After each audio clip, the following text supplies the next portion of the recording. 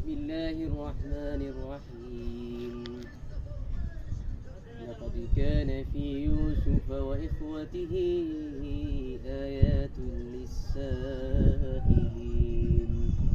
إذ قالوا ليوسف وأخوه أحب إلى أبينا منا ونحن عصبة إن أبانا لفي ضلال مبين اقتلوا يوسف أو اطرحوه أرضا يخل لكم وجه أبيكم وتكونوا من بعده قوما قال قائل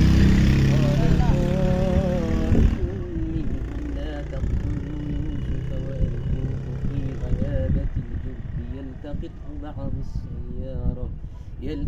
بعض السيارة إن كنتم فاعلين.